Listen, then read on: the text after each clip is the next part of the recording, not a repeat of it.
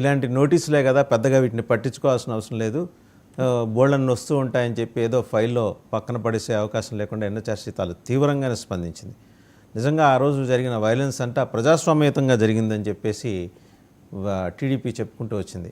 వైసీపీకి ఇట్లాంటి ఆరోపణలు చేయటం మామూలే అని. బట్ ఇవాళ చూస్తే వాళ్ళు చేసిన పాపానికి ఇవాళ ఏపీ సిఎస్ డీజీపీ సమాధానం చెప్పుకోవాల్సిన పరిస్థితి. కృష్ణాంజనేయులు గారు ఏమంటారు? వాసుదేవన్ గారు నమస్తే. ప్యానల్ మెంబర్స్ అందరికి కూడా నమస్కారం. తిరుపతి మున్సిపల్ ఎన్నికలకు సంబంధించినటువంటి విషయంలో మన జరిగినటువంటి ఘర్షణలు రెండు పార్టీల మధ్య, అధికార ప్రతిపక్ష పార్టీల మధ్య మనం చూసాం. అయితే ఈ విషయంలో అధికార పక్షం ఏంటి అని అంటే, వైసీపీ అధికారంలో ఉన్నప్పుడు వాళ్ళు ఇష్టారాజ్యంగా వ్యవహరించారు కాబట్టి, మనకు అధికారం ఉంది కాబట్టి మనం కూడా ఇష్టారాజ్యంగా వ్యవహరించాలనేటువంటి ధోరణిలో వ్యవహరించినటువంటి పరిస్థితి అయితే కనపడింది. రాష్ట్ర వ్యాప్తంగా కూడా అన్ని చోట్ల ఈ వైస్ చైర్మన్లు వీటికి సంబంధించినటువంటి ఎన్నిక సంబంధించినటువంటి విషయంలో ఇదే ధోరణిని ప్రదర్శించారు.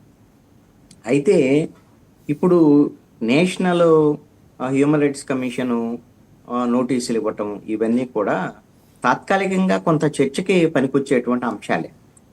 అధికార పక్షం ఏ విధంగా అప్రజాస్వామికంగా వ్యవహరించింది అనేటువంటి విషయం మరొకసారి చర్చకు వచ్చేదానికి అవకాశం ఉండొచ్చు. ఇప్పుడు ఎన్హెచ్ఆర్సీ నోటీసులు ఇచ్చినంత మాత్రాన ఇప్పుడు సిఎస్ అదేవిధంగా పోలీసులు వీళ్ళు ఈ నోటీసుకు సమాధానం ఇస్తారు, వాళ్ళు బాధ్యత వహించాల్సిందే, కాదనటం లేదు. కానీ ప్రభుత్వం వైపు నుంచి అయితే ఇది అంత పెద్ద రాజకీయంగా ఒక చర్చకైతే వస్తుంది, కానీ ఎన్హెచ్ఆర్సీ అంత పెద్ద సీరియస్గా ఏదో చర్యలు తీసుకుంటుంది అది ఇది అని అనుకునేటువంటి పరిస్థితులు ఉండకపోవచ్చు అని నేను